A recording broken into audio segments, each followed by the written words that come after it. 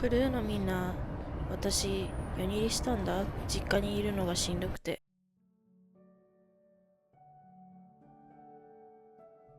この時の私は何かから逃げるように韓国へ向かっていた。夜逃げしてる人みたい。でも本当に逃げたかったのは実家じゃなくて、ずっと住み着いていた不安だった。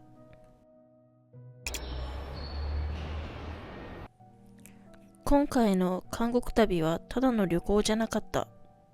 不安だらけで生きていた過去の私との決別であった。それは同時にいいことして生き続けた人生からの解放でもあった。今回の渡韓にも少し期待していたものがあった。小学4年生の時、父に連れられ、中学受験クラスがある塾に行った。無事、第一志望の中高一貫校に受かり、私はそこで中高生活を始めることとなった。やばいよね。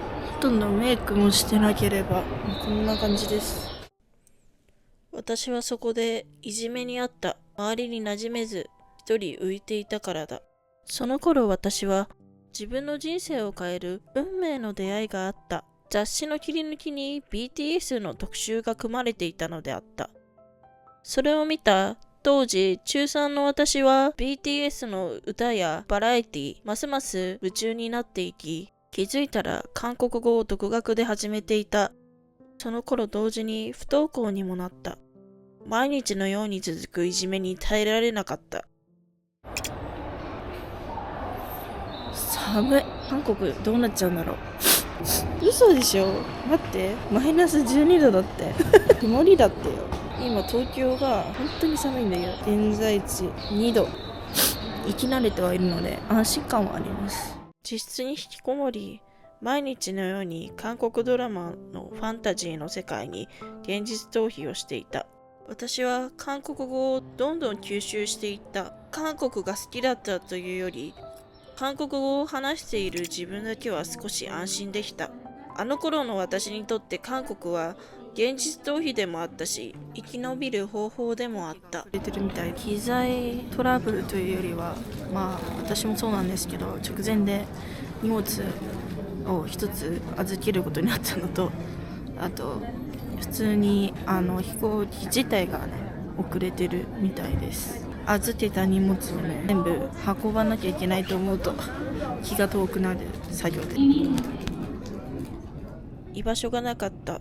私は常に母親の顔色を伺い、いい子であり続け、母親の機嫌をとっていた。私にとって母親はいつ爆破するかわからない時限爆弾のような存在だった。実家には私が安心して甘えられる人などいなかった。寒いんだけど今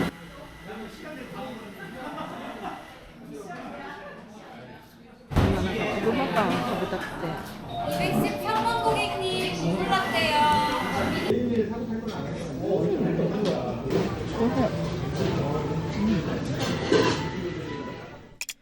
弱っていた私は外の大人に安心を求めるようになっていた。優しくしてくれる人に依存するようになっていた。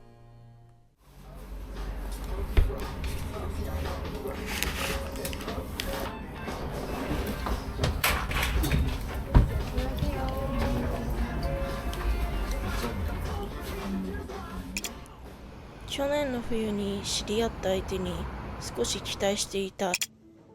会ってみたら自分が安心できる相手ではなかった。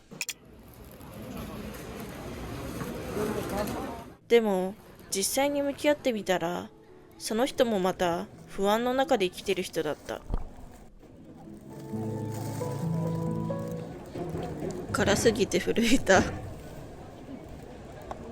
そこでやっとまた同じことをしていたと気づいた。水がないと無理。今回の渡韓で私はやっと気づいた。会いたかった誰かに期待していたんじゃなくて、私はずっと安心できる場所を探していただけだった。でもそれって恋愛したかったというより安全基地が欲しかったんだと思う。当然だけど、人生を丸ごと救ってくれる人なんていなかったし、そもそも最初から誰かにその役割を求めること自体が違った。メニューがこんな感じです。あとなんか追加でこういうやつもあるみたいで、一応多分一人前で頼めるのが2時からとは知らず、12時半に来てしまった。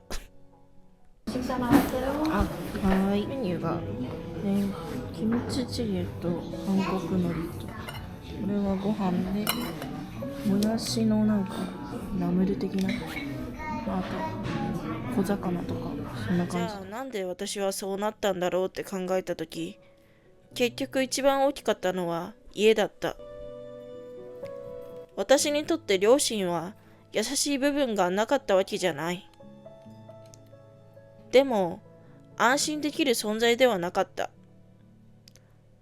だから私はずっと家の外でそれを探していた。多分これって私だけの問題じゃなくて、ずっと繰り返されてきたものだと思う。だから私はここで終わらせたい。誰かに埋めてもらうんじゃなくて、自分で自分の安全基地を作っていきたいと思った。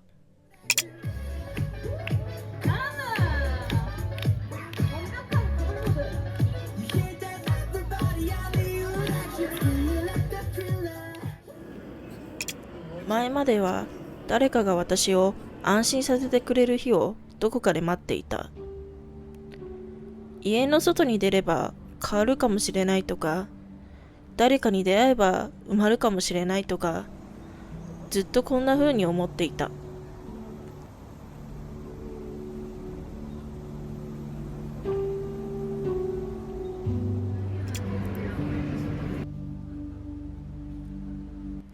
でも多分、本当に必要だったのは、誰かに埋めてもらうことじゃなくて、自分で自分を見捨てないことなんだと思う。いつか自分みたいに苦しさを抱えてきた人が、少しでも安心できる場所を作れたらいいなと思っている。人生は後悔だ。決められた道なんてない。